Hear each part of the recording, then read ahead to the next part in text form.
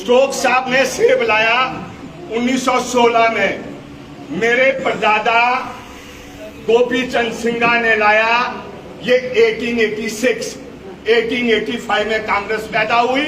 एक साल बाद मेरे परदादा गोपी चंद सिंघा ने सेब लाया।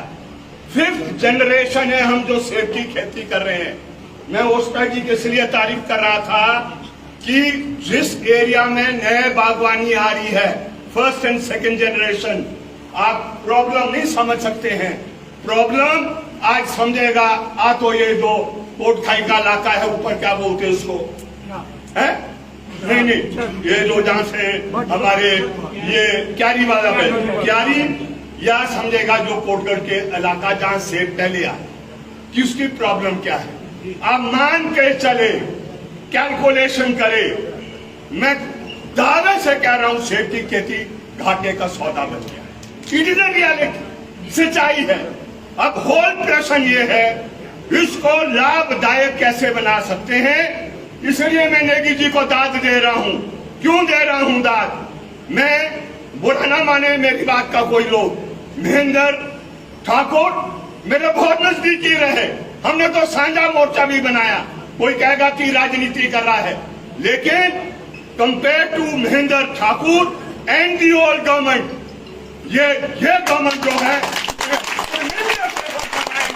कि किस तरीके से बागवानी की जो समस्या है उसका समाधान एक एक कर कैसे पूरा किया जा सकता है। एफर्ट देखो, ईमानदारी से हम अलग अलग विचार के हैं, अलग अलग धारा के हैं, लेकिन दिल पर हाथ रखकर आप बताएं पुरानी गवर्नमेंट एंड दिस गवर्नमेंट के बीच में क्या कहते हैं अंतर है।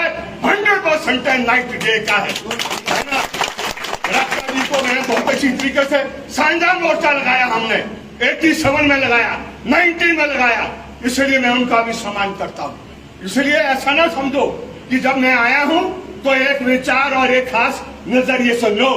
मैं आया हूँ कि किस तरीके से इस खेती को बचाया जा सकता है। मुझे सबसे बड़ा धक्का उस दिन लगा जिस दिन अमेरिका से डिक्लेयर हुआ कि जो 70% जो आपका इंपोर्ट ड्यूटी था, it has been reduced to 50%। धक्का लगा। क्योंकि 1000 करोड़ है, 120 मिलियन डॉलर कैलकुलेट करें आप, इट्स 984 करोड़ रुपीस, 1000 करोड़ रुपया का सेब आएगा। और जिस दिन हम मंडी में जाएंगे तो कोई यात्री को गाली देगा, कोई खरीदार को गाली देगा, कोई नेगी जी को गाली देगा, बोलेगा मरवा दिया उन्होंने। लेकिन कारण क्या है? टर्म्स ऑफ ट्रेड निर्धारित करता है मेरे सेब का क्या दाम मिलेगा। और जो टर्म ऑफ ट्रेड है, बुरा ना मानना मेरी बात का, मुझे आदत है खोल के रखने की। मैं बहुत सी बातों से नेगी जी से भी असहमत हूँगा, लेकिन यस, असहमति मैंने कहाँ जाहिर करनी है वो मुझे तय करना है। मैं अगर आया हूँ यहाँ पर तो उस मीटिंग को सफल करने के लिए आया हूँ। दी एफर्ट वो रिकॉर्ड पर जाएगा, स्वयं वो दिख रहा है नीचे धरती के स्तर पर कि एफर्ट किए हैं और रिजल्ट भी आए। ठीक, अब आ रहा हूं मैं इस विषय को लेकर। ये जो 2011 में मैडम स्टोक्स के टाइम अमेंडमेंट लाई, जिसका देवेंद्र नेगी जी ने किया, वो एक्ट आ गया है 2005 में, जो आया अमेंडेड एक्ट आया, जिसको हम Himachal Pradesh agriculture horticulture produce marketing development regulating act बोलते हैं। अमेंडमेंट क्यों लाई? मेरा जैसा चले गया मैडम के पास, जाएंगे मंत्री के पास, जाएंगे, हर धारा का जाता है, आप जाएंगे, दूसरा जाएंगे, नेगी जी के पास, सब जाते हैं। बोला जी बस यहाँ आती है।